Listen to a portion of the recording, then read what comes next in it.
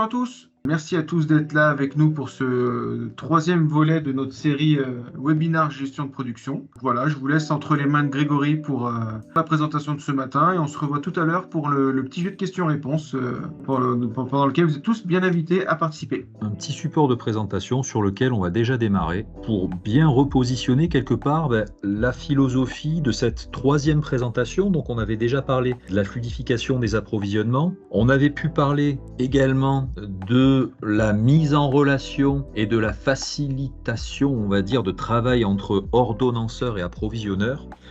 On parle aujourd'hui d'une autre catégorie d'opérationnels dans une société industrielle, à savoir nos opérateurs de production, et comment ces opérateurs de production peuvent être partie prenante, être moteurs d'éléments d'analyse pour l'entreprise qui permettent d'éditer, d'analyser, de mettre en place des actions d'amélioration continue autour donc d'indicateurs physiques de performance. Et là, l'objectif, c'est de se dire, moi, compte tenu de mon organisation, du système d'information qui vient supporter quelque part l'organisation industrielle de ma société, eh bien, comment est-ce que, en partant de données collectées sur le terrain et pour lesquelles on doit s'appuyer sur les équipes de production, eh bien, ces indicateurs physiques de performance peuvent se construire de manière automatisée, et c'est ça qui va nous intéresser en valeur ajoutée, c'est-à-dire de manière automatisée, à travers la solution, en l'occurrence Sedge100 gestion de production. Donc une partie métier, terrain, de savoir comment est-ce qu'on peut impliquer ces équipes pour que derrière, cette implication serve l'organisation transverse de notre société industrielle. Et c'est ça qu'on va essayer de présenter, de vous présenter, d'analyser et de garder en tout cas un temps de questions-réponses conséquent pour qu'on puisse également échanger sur vos cas plus personnels, propres, en fonction de votre secteur d'activité, peut-être de votre zone géographique. En tout cas, comment est-ce qu'on peut, en s'appuyant déjà sur des indicateurs standards, mais également des indicateurs qu'on peut construire conjointement, ces indicateurs vont vous servir derrière au quotidien pour le pilotage de la société. Donc, pour ça, on va déjà partir de plusieurs problématiques d'entreprise. Pour arriver à cet objectif qui est de faciliter, optimiser l'utilisation de ces indicateurs physiques de performance, on va passer par des étapes de prérequis. C'est-à-dire que pour que tout cela fonctionne, on doit standardiser certaines démarches, formaliser notamment nos étapes de production pour que ce standard, cette standardisation, cette mise en centralisation quelque part de notre donnée puisse être exploité et derrière être en capacité d'analyser les données qui sont récoltées par ces biais-là. Donc à travers le déroulé qu'on va avoir, donc on va parler de ces problématiques d'entreprise, on va prendre quelques exemples depuis le module Sedge100 de production, on va essayer de boucler ça sur une trentaine de minutes de manière à garder un temps maximal, je le redis, vis-à-vis des questions-réponses, des échanges, en sachant que pour certains d'entre vous, vous avez déjà la solution qui est en place, à voir entre nous si sur ce que vous exploitez, peut-être il y a des éléments qui vous sont manquants aujourd'hui, comment est-ce qu'on pourrait les compléter, ou est-ce que certains éléments, certains indicateurs ne sont peut-être aujourd'hui pas construits et comment est-ce qu'on peut vous accompagner pour les construire de manière conjointe. Vis-à-vis de nos problématiques d'entreprise, à travers ces problématiques, quelque part, on va notamment dérouler dans la première partie, donc comment est-ce qu'on peut formaliser et communiquer son processus de production. Eh bien, à travers cette première problématique d'entreprise, c'est ce qui nous permet de définir un standard, c'est-à-dire être capable de ne pas garder simplement dans la tête de certaines personnes de la société les méthodes, la façon dont on va dérouler des étapes de production, mais d'être capable de les formaliser dans le système pour avoir derrière des capacités d'exploitation. La deuxième problématique, ça va être d'être en mesure de donner les outils adéquats pour intégrer nos opérationnels dans le suivi de fabrication. C'est-à-dire qu'on part dans la première problématique d'une mise au standard, Dans la deuxième problématique, c'est de dire maintenant que ce standard est formalisé, comment est-ce qu'on intègre nos opérateurs de production, nos responsables de prod, nos chefs d'atelier, nos responsables d'îlot, quelque part à plusieurs niveaux de ces opérationnels, comment est-ce qu'on est capable de les intégrer dans le processus d'entreprise de manière à récolter des données au plus proche du terrain. Et enfin, la troisième problématique, c'est de se dire comment est-ce qu'on peut exploiter les indicateurs physiques de performance de manière à récolter ces données brutes pour en restituer une information utile pour l'entreprise. Alors, à travers cette première problématique, donc de formalisation et de communication, on a un prérequis qui est de savoir communiquer, ce que je vous montre à l'écran à travers deux exemples, alors issus du module 700 gestion de production, mais même au-delà de l'aspect purement du système d'information, c'est savoir comment est-ce qu'on est en capacité de formaliser correctement et par rapport à un double prisme que je vais vous présenter dans la foulée, comment est-ce qu'on est capable de formaliser, de centraliser alors peu importe le terme, la terminologie, mais on peut parler de gamme opératoire, on peut parler de mode opératoire, on peut parler d'opération de production. On va retomber quelque part sur une logique de dire quand je prends des matières premières, des composants, et que je dois aboutir à l'issue d'un processus de transformation à un produit fini, eh bien, quelles sont les opérations, c'est-à-dire les plus petites unités élémentaires qui me permettent de transformer ces matières en cours de production dans un premier temps et à la fin en produits fabriqués. Et j'emploierai le terme produit fabriqué parce que ce soit du produit semi-fini ou du produit fini directement, ou produit intermédiaire, semi-fini, du vrac, selon les secteurs d'activité, à l'issue de mon processus de transformation, j'aboutis à un produit fabriqué, produit fini, qui est celui qui va être vendu quelque part en bout de chaîne d'opération à mon client final. Cette réflexion-là et cette standardisation quelque part de mes processus, on doit l'aborder selon un double prisme, c'est-à-dire j'ai un prisme plutôt orienté financier, c'est-à-dire comment est-ce qu'à travers ces opérations de production, je vais être capable de formaliser un coût de revient interne de mon produit, un coût de réalisation. Dans la logique de réflexion de l'entreprise, notamment lorsque parfois les modes opératoires ne sont pas intégrés, ou alors qu'ils sont formalisés, mais peut-être de manière annexe au système d'information. Alors parfois ça peut être sur de l'Excel, de l'Access, parfois ce sont des procédures internes. Mais la première réflexion à avoir, c'est de se dire, je suis en train de vouloir standardiser mes processus pour que derrière je les communique à mes opérationnels. C'est déjà de réfléchir sur l'aspect financier, c'est-à-dire pourquoi est-ce que je vais formaliser ces opérations? Déjà parce que ça me permet d'être capable, d'être en mesure d'évaluer, de sortir un coût de revient. Le deuxième prisme, il va être un peu plus opérationnel, c'est-à-dire justement, qu'est-ce que je dois communiquer à mes équipes comme étapes successives pour que je puisse avoir un procédé qui soit régularisé, qui soit standardisé, qui soit suivi de bout en bout par ces opérateurs de production. Notamment parce que c'est ce qui me permet derrière de les intégrer dans mon processus de déclaration de production, voire, alors pour les sociétés qui vont jusque-là, d'être capable justement d'ordonnancer, de planifier ces opérations pour que ça me permette d'avoir, alors que ce soit par le biais d'un diagramme de Gantt, que ce soit par le biais d'un plan de charge peut-être plus papier entre guillemets, mais en tout cas être capable d'avoir une idée notamment de ce que sera ma charge atelier, et à travers cette charge atelier, être capable d'intégrer mes opérationnels au processus de déclaration de production. Ce premier prérequis, donc il est là, c'est-à-dire être capable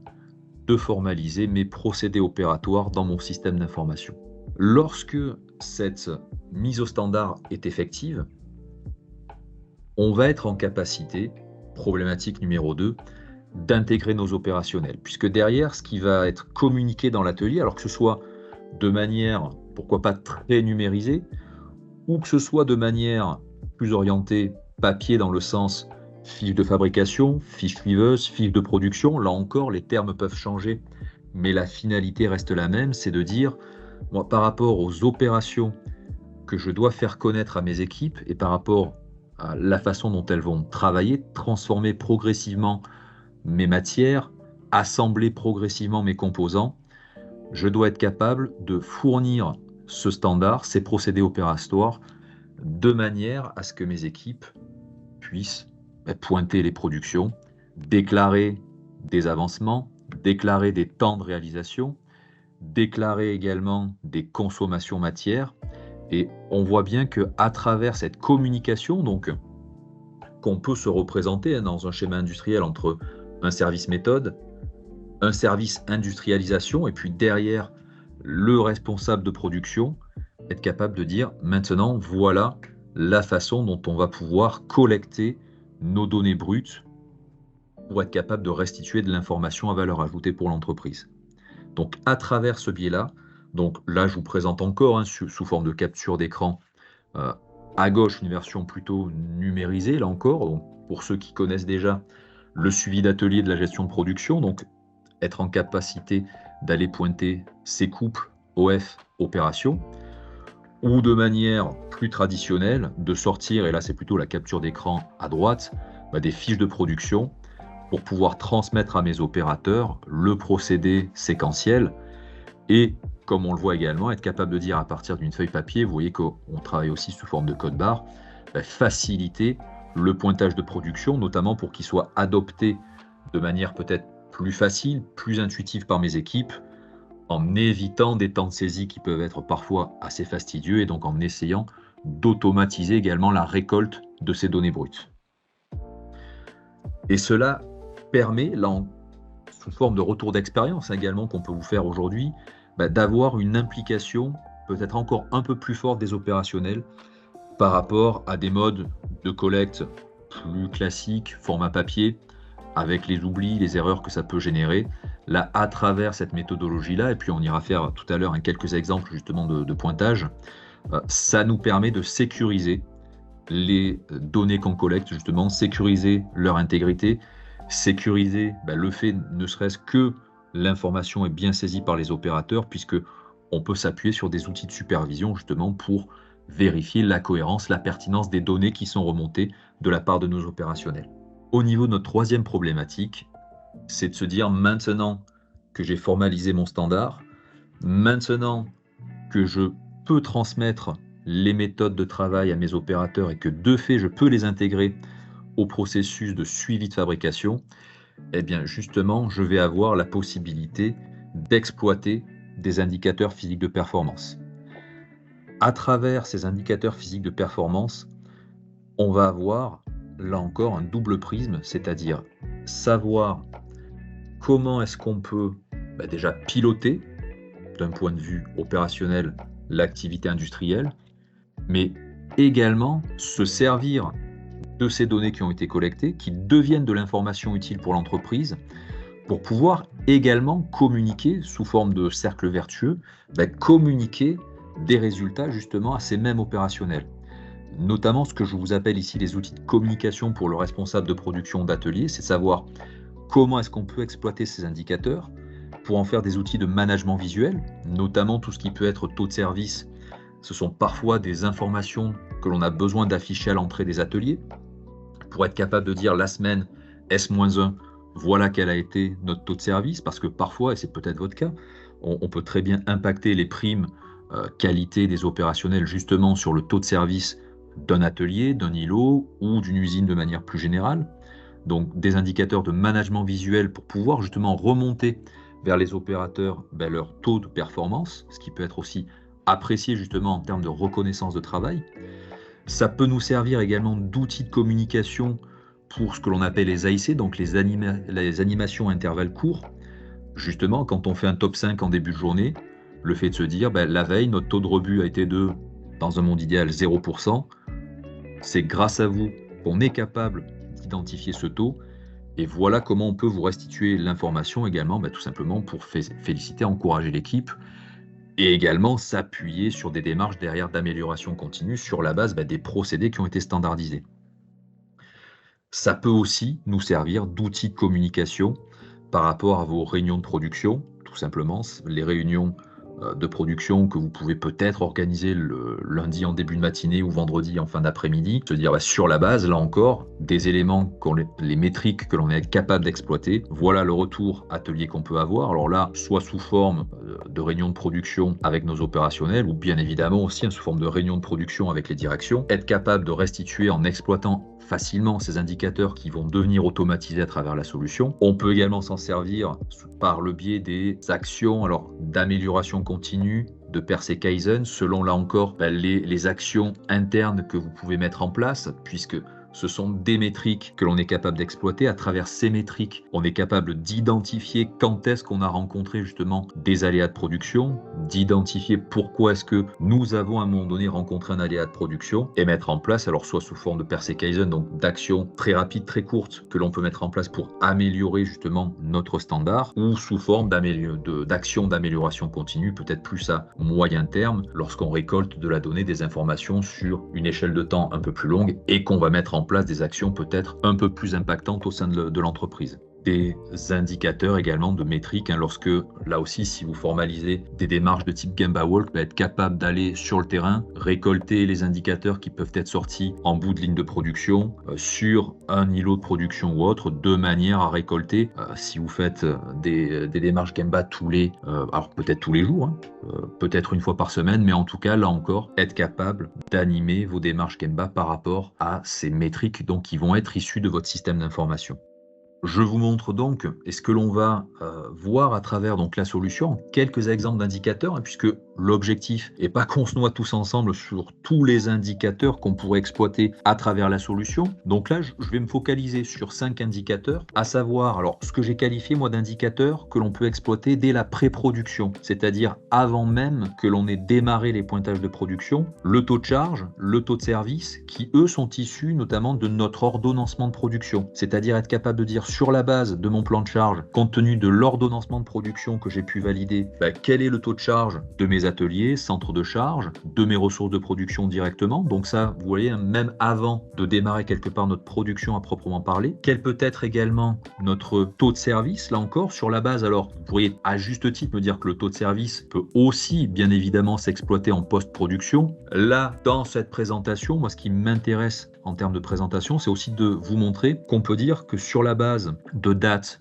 de mise à quai, sur la base, là encore, d'une planification qu'on a pu enregistrer, valider, être capable de sortir très rapidement un taux de service en disant à l'instant T, compte tenu de notre charge atelier, compte tenu des dates de mise à quai que nos clients nous demandent, là encore, avant même de démarrer la production, voilà quel va être notre taux de service théorique. Bien sûr qu'il pourrait être différent du taux de service réel à l'issue de nos productions, mais c'est un indicateur important pour piloter, là encore, l'activité de l'entreprise, justement parce que si mon taux de service est trop faible, eh bien à l'avance, c'est peut-être une information qui va m'être fortement utile parce que c'est ce qui va me décider à aménager des heures supplémentaires, faire appel à de l'intérim, ouvrir sur une période de temps, par exemple en période de forte saisonnalité, peut-être un deuxième 8. Donc vous voyez ces notions d'indicateurs, de pilotage amont, ce pourquoi là dans mon idée, je voulais vous présenter en pré-production, parce que ça peut vous permettre d'anticiper justement vos flux, de lisser votre charge à terme et que c'est de fait quelque chose qui peut être hyper important pour vous au quotidien. En production, donc, je vais vous montrer un indicateur de taux de fluidité que je vous commenterai et savoir comment est-ce qu'il est construit, comment est-ce qu'il peut être utile là également au quotidien et donc, comme je vous le présente en cours de production et en ce que j'ai qualifié là encore de post-production, 2 autres exemples complémentaires, à savoir le bilan de production, justement mon comparatif entre quel devait être mon théorique, quel est mon réel, et puis intéresse donc un taux de rendement synthétique, là encore, que le système peut vous restituer. Je vous présente également d'autres indicateurs, mais là, nous n'en parlerons que verbalement, en tout cas dans mon déroulé magistral, on va dire. On pourra bien sûr aller plus loin dans le jeu de questions-réponses. On pourrait aussi exploiter depuis ces outils-là tout ce qui sera taux de rebut matière, taux de rebut produit fini, l'analyse des arrêts machines. D'un point de vue orientation maintenance, ce qu'on va appeler les MTBF, MTTR, donc mean time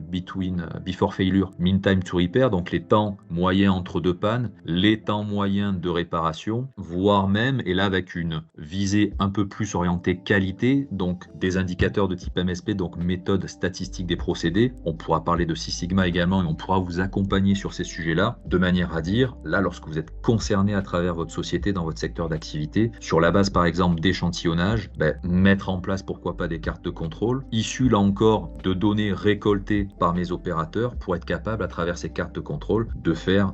de la statistique de procédés, d'où la très jolie illustration de loi normale qu'on aime tous juste à côté pour être capable de voir. Et là encore, on peut vous accompagner si vos procédés sont capables ou ne sont pas capables. Donc ça, on pourra en parler en tout cas si vous êtes concerné ou si c'est un axe d'amélioration au sein de vos sociétés, on pourra tout à fait en parler pendant le jeu de questions-réponses.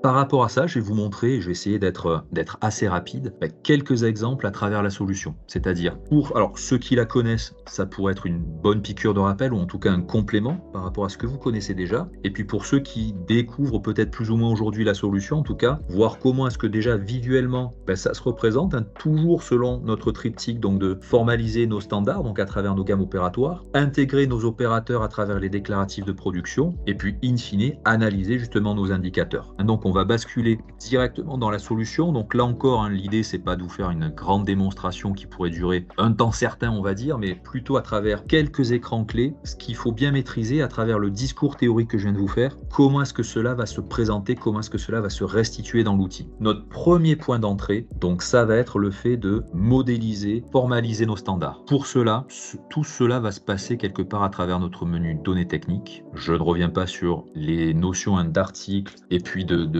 nomenclature. Là, je vais me focaliser sur l'aspect gamme opératoire. Une gamme opératoire, de manière très succincte, comment est-ce que ça va se présenter?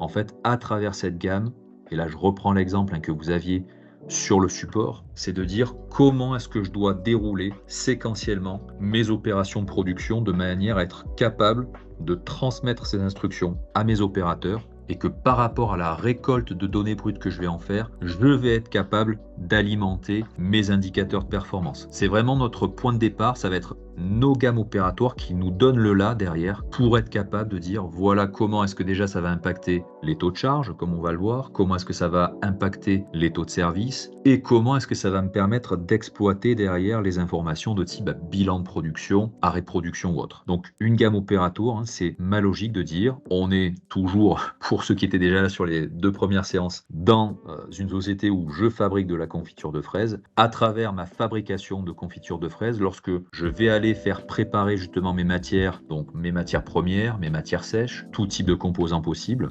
Comment est-ce que je passe de la préparation de ces matières-là à de la transformation et à un produit fini? Donc comment est-ce que je dois modéliser mon standard de fabrication à travers ces différentes étapes? Pour cela, donc comment est-ce qu'on peut être capable de déclarer donc ce prérequis pour que, quelque part, derrière, mes indicateurs soient le plus fiables possible, être suffisamment rigoureux sur ce prérequis, notamment la façon dont je vais paramétrer ces opérations. Donc déjà, quelles opérations je dois formaliser, et lorsque je les ai formalisées, notamment, être capable de venir identifier des temps de production qui vont être des temps théoriques à cette étape-là, c'est-à-dire des temps de réglage d'un côté, qui eux sont fixes, là notamment lorsque vous devez paramétrer une commande numérique, programmer la commande numérique, programmer en amont la ligne de production. Le temps de réglage est considéré comme fixe, c'est-à-dire que je lance 10 unités en fabrication ou que j'en lance 1000, je vais avoir ma demi-heure de préparation de ma commande numérique, ma demi-heure de préparation de mon mélangeur par exemple, si vous êtes dans l'agroalimentaire, dans la cosméto ou autre, c'est-à-dire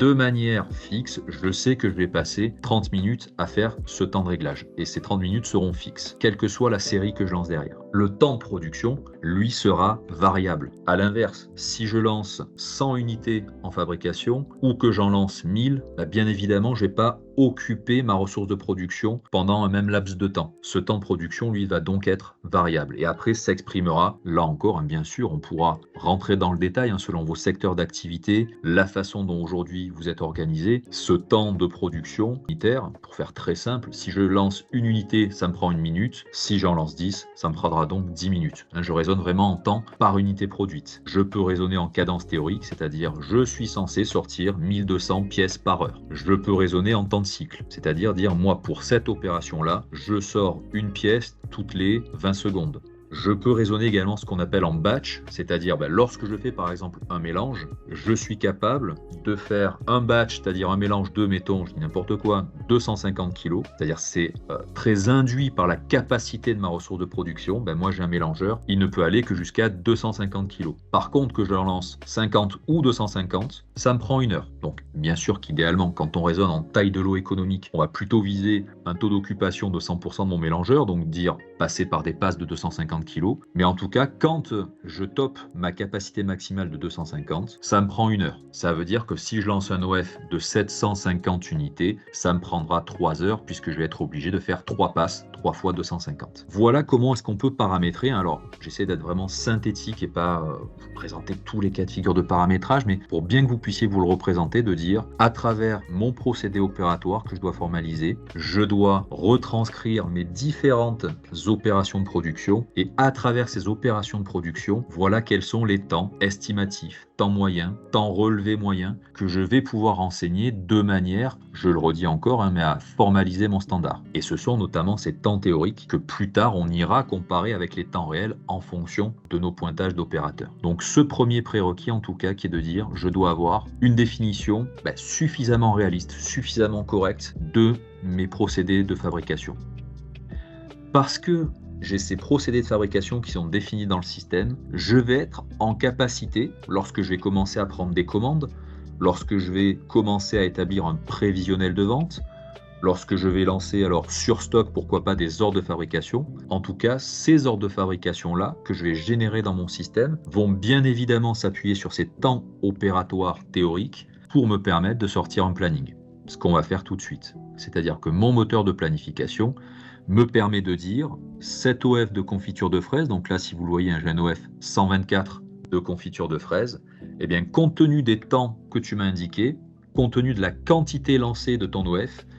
voilà le plan de charge que ça me permet d'établir. Là encore, l'objectif est de se dire, déjà de prime abord, par rapport à cet ordonnancement optimal qui est proposé par le système, alors sur lequel je peux revenir, on peut faire du réordonnancement de prod, ça ce n'est pas le sujet du jour, mais ça sera un sujet qu'on pourra aborder également plus tard. C'est en tout cas d'être capable de dire, moi, je vais accepter immédiatement ce planning, il me paraît cohérent par rapport justement à mes commandes en cours, par rapport à l'occupation de ma ligne. Je vais valider ce planning parce que justement, ça me permet de tout de suite rentrer dans un premier indicateur, ce que je vous qualifiais tout à l'heure de pré-production, à savoir quel peut être déjà mon taux de livrabilité. Ce que l'on va appeler le taux de livrabilité, c'est le distinguo entre les dates donc de mise à quai de mes OF, qui sont issues soit de mes commandes de vente, soit de mon prévisionnel de vente. Et bien entre ces dates de mise à quai induites par ma chaîne des ventes, compte tenu de ma capacité et compte tenu de la charge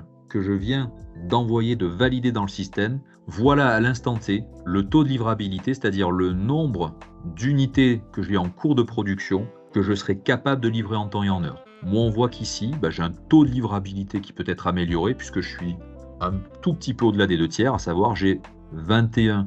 OF livrables en temps et en heure, j'en ai 10 en hors délai. Déjà, premier indicateur que vous pouvez exploiter en disant, je vois que là, à l'instant T, je vais avoir 10 OF qui sont en dehors des délais demandés par mes clients. Donc là, à moi d'agir, j'ai cette info en avance de phase, à moi d'agir maintenant pour essayer d'augmenter mon taux de livrabilité et donc quelque part de faire réduire mes OF hors délai. Là encore, d'un point de vue arbitrage de production, est-ce que ça va passer par l'ouverture d'un deuxième 8 peut-être sur cette période-là, de l'appel à de l'intérim, de l'appel à des heures supplémentaires, de l'appel pourquoi pas, et on va enchaîner avec le deuxième indicateur, à du rééquilibrage de charge. Ça, c'est tout mon savoir-faire. Alors, d'ordonnanceur, responsable de prod, là encore, selon votre organisation interne. Mais en tout cas, le système me pousse le métrique de manière à ce que je puisse derrière prendre les bons arbitrages au niveau de mon organisation. Un deuxième indicateur qui va m'intéresser, ça va être mon taux de service. Où là, je vais avoir un petit peu plus en détail le fait de dire, c'est pour ça que je vous le présente d'ailleurs dans cette phase pré-production, je n'ai pas encore engagé ma production, mais là tout de suite, je viens voir quels sont mes OF livrables en temps en heure, mes fameux 21 OF, et derrière, quels sont les délais moyens de retard que j'accuse par nombre d'ordres de fabrication, et également en étant capable de les identifier. Être capable de dire, là, si je me base à l'instant T sur mon planning officiel, j'ai ma répartition de mes 21 OF que je suis capable de sortir en temps et en heure, et derrière, dans les 10 OF que je ne pouvais pas faire en temps et en heure, voilà ceux qui accusent un délai de retard d'une semaine, 2 semaines, 3 semaines, 4 semaines ou au-delà de 4 semaines. Donc là encore, ça va être des données que je peux exploiter justement, soit pour dire peut-être, alors ça notamment quand vous basez sur un travail à la prévision de vente, est-ce que ma prévision de vente était peut-être trop ambitieuse et auquel cas les retards que j'accuse ne sont peut-être pas impactants pour l'organisation, en tout cas ne vont pas créer de rupture dans la chaîne d'approvisionnement globale de la société, ou à l'inverse, non, notamment si je travaille purement à la commande, là c'est à moi de trouver des solutions, rééquilibrage de charges, lissage de production, appel encore, je reprends les mêmes exemples, appel à des heures supplémentaires pour être en capacité en tout cas d'absorber cette charge qui à l'instant T est en retard. Ces premiers indicateurs étant, on va aller voir maintenant comment est-ce que en passant en production, on va venir justement intégrer nos opérateurs de production pour être capable bien évidemment de faire de l'avancement de production, des mouvements sur OF, donc des mouvements de stock, c'est-à-dire des entrées en stock sur OF,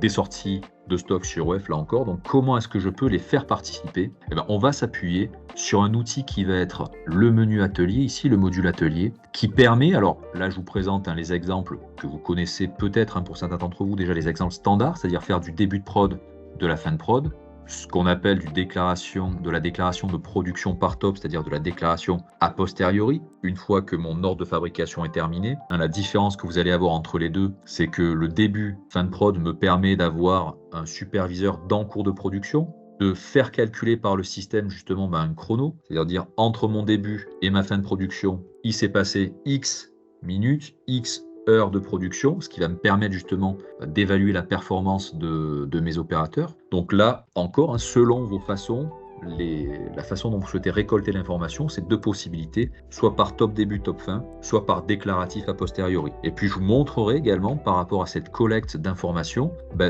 deux exemples de pouvoir aller récolter le même type d'information, mais de manière complètement personnalisée pour vous, puisque à travers ce type de menu, donc le module atelier, on peut s'appuyer soit sur des processus de déclaratifs de production tout à fait standard, un rendu standard tel quel par l'éditeur, mais on peut également s'appuyer sur des éléments qu'on va pouvoir vous personnaliser à la demande, sur mesure, de manière à ce que ça colle à la volonté que vous avez de récolter tel type d'information par rapport à tel service, par rapport à telle ligne de production, par rapport à certaines informations que vous souhaitez récolter peut-être, et pas d'autres par rapport à ce que propose le standard. Donc des éléments qu'on peut, d'où le nom que je lui ai donné, vous réaliser complètement sur mesure. Donc vous allez pouvoir communiquer auprès de vos équipes ce type donc d'interface qui est dédié pour être utilisé uniquement dans l'atelier, en tout cas d'être déporté dans l'atelier, avec vous voyez une ergonomie un petit peu particulière par rapport au reste de la solution, puisque ce type d'écran là est conçu pour que ça fonctionne sur des postes, on va dire donc déportés dans l'atelier, voire de la tablette tactile, avec utilisation également de douchettes qui pourra scanner du code barre, là encore pour faciliter la récolte des informations. Donc en tout cas vraiment des interfaces d'un point de vue visuel, ergonomie, qui vont vraiment être dédiées pour fonctionner de manière intuitive dans un atelier. Donc là, sur ce premier exemple, donc je lance un début de production. Alors je prends dans ce premier exemple le standard, qui permet d'indiquer sur quelle machine je travaille, qui permet d'indiquer le numéro de badge de manière à ce que j'identifie quelle est la personne qui est en train de faire un déclaratif. On retrouve nos ordres de fabrication qui ont été planifiés, ordonnancés par les équipes, et à travers alors là, je vais avoir une opération qualité que je n'ai pas rendue donc sur ces 3 OF là, mais en tout cas, à travers ces pointages là, être en capacité de dire je veux que mes opérateurs fassent de la saisie atelier pour être au plus proche de ce qui se passe sur le terrain, et là de dire pour cette OF, mettons 120, opération 20, le 30 mai à 11h46, je démarre en tout cas ma production. Donc une première façon de faire à travers les débuts ou fin de prod qui nous permettent derrière d'accuser réception des quantités que j'ai pu produire en disant j'ai fait un démarrage de prod, je viens maintenant indiquer quelques minutes, quelques heures plus tard que ma production que j'avais déclarée en début est maintenant terminée, et être capable, vous voyez comme ça, sous forme de fenêtre, d'indiquer dans le système ce sur quoi j'ai travaillé, sur quelle machine, quel OF, les quantités bonnes que j'ai pu réaliser, enclencher les consommations matières associées, et oui, de manière relativement simple et intuitive. On peut aussi, donc là je vous montre rapidement des exemples personnalisés, donc passer en disant moi ce qui m'intéresse notamment c'est de suivre par exemple les temps plus précisément, parce que vous pouvez très bien dire les consommations, les entrées en stock. Là, pour le coup, c'est peut-être les fiches suiveuses quand elles remontent de l'atelier vers les bureaux qui vont être saisies par des administratifs et qui vont mouvementer mes stocks. Par contre, moi, je voudrais vraiment mesurer ma performance dans l'atelier par rapport au temps que mes opérationnels passent. Un premier exemple qui est de dire, pour le 30 mai, par rapport à tel opérateur, sur ce couple OFOP, j'ai travaillé sur cette machine. Et bien voilà les temps de production main-d'œuvre, voilà le temps de production machine que j'ai engagé dans l'usine. À savoir que la différence entre les deux, c'est que le temps main-d'œuvre peut être le temps passé réellement par l'opérateur devant sa ressource de production. Ce n'est pas forcément le même que le temps machine. On a notamment le cas, je reprends mon exemple de la commande numérique, peut-être que mon opérateur est resté 15 minutes le temps d'amorce du programme, le temps que la commande numérique se lance, et qu'après, en temps masqué, il est allé travailler sur un autre ordre de fabrication. Donc je pourrais très bien avoir 15 minutes passées en temps main-d'œuvre et une machine qui, elle, a réellement tourné pendant 60 minutes.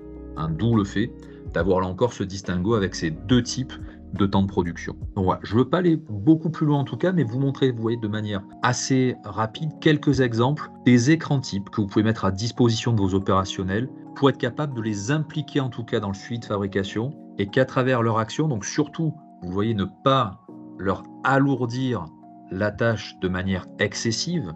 Le but n'est pas qu'ils passent plus de temps à faire de la saisie qu'à faire réellement leurs étapes de production, mais de leur mettre des outils relativement simples, intuitifs, pour que la donnée en tout cas soit collectée au plus proche du terrain et au plus proche du moment où réellement les actions se sont produites. Par rapport donc à cette collecte de données, ces pointages de prod, ces déclaratifs de production, maintenant ce que l'on est capable d'aller exploiter, on va imaginer que nos OF sont terminés,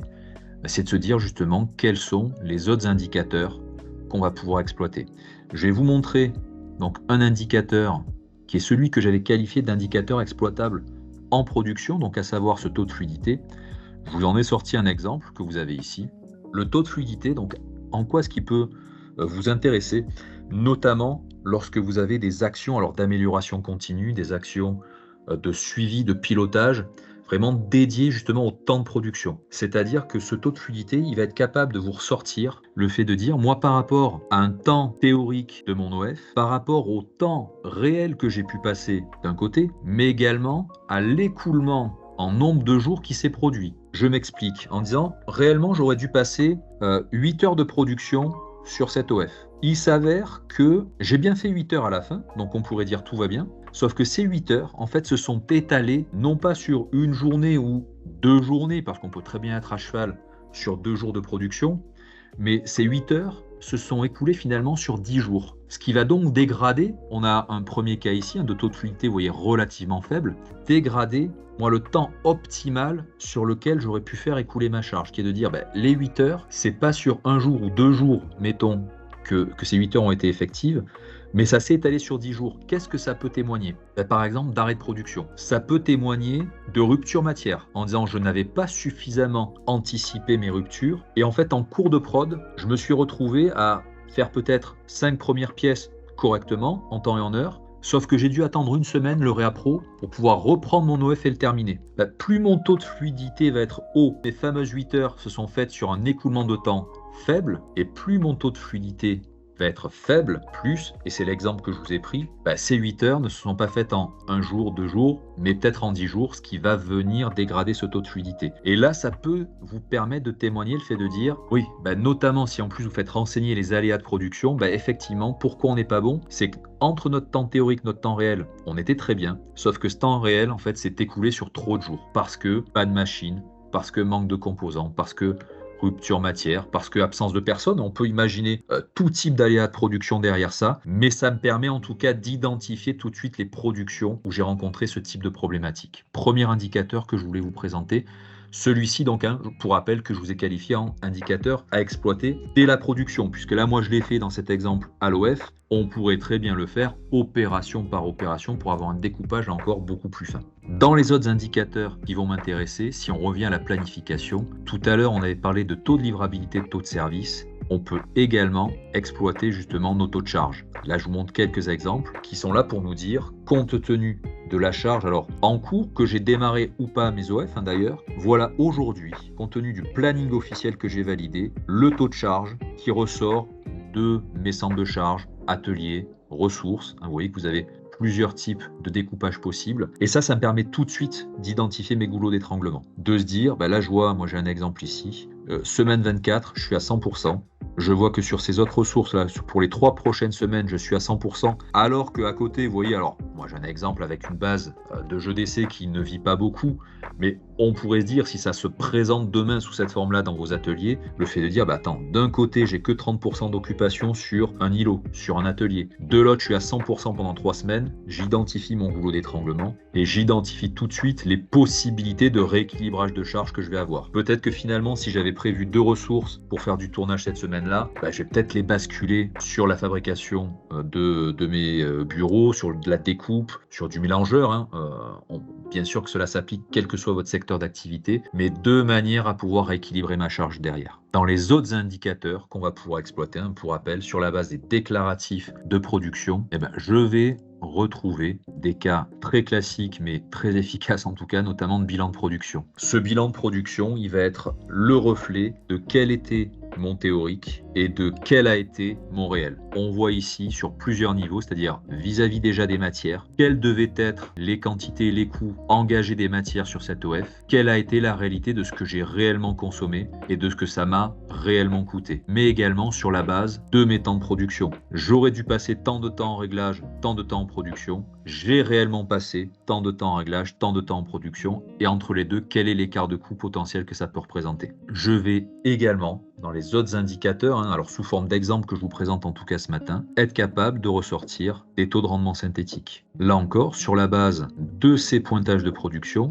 c'est ce qui va me permettre de dire, j'avais un temps effectif de tant d'heures de production possible, voilà le nombre d'heures que j'ai réellement passé en prod, voilà le temps qui est qualifié autre, ça peut être par exemple des temps de maintenance, des temps de mise en pause, mes temps de réglage, donc en partant ici de la gauche, mon temps effectif d'ouverture, mes temps de réglage, mes temps de prod, mon temps théorique, c'est-à-dire le temps que j'aurais dû passer théoriquement à produire de la pièce bonne sur mon taux effectif, et derrière, vous voyez, des calculs de taux de rendement synthétique que le système est capable de vous restituer. Toujours le même postulat de départ, c'est-à-dire partant du principe que mes gammes sont définies et que j'ai bien intégré mes opérateurs dans ma chaîne des opérations pour être capable justement de remonter les temps passés à produire des pièces bonnes, à produire peut-être aussi des pièces rebutées, et également tout ce qui va être temps autre, que ce soit de la maintenance, des temps de réglage, des temps d'arrêt, donc tout ce qui va venir potentiellement dégrader mon taux de rendement synthétique. Je vous ai montré ici déjà sur la base, vous voyez, d'exemples sortis du standard ce que l'on peut produire. Le taux de fluidité pour le coup est un indicateur personnalisé mais que j'avais envie de vous présenter parce que c'est quelque chose qui me paraît intéressant. Tout de suite identifier soit les irritants, soit les aléas de production que vous avez rencontrés, mais derrière en tout cas sur les bilans de production, sur les taux de charge, sur les taux de livrabilité, sur les taux de service, sur le TRS, vous voyez qu'on exploite là, en tout cas, des états qui sont mis complètement au standard par l'éditeur à travers cette solution. Simplement vous représenter les prochains webinaires qu'on va réaliser. Donc on a réalisé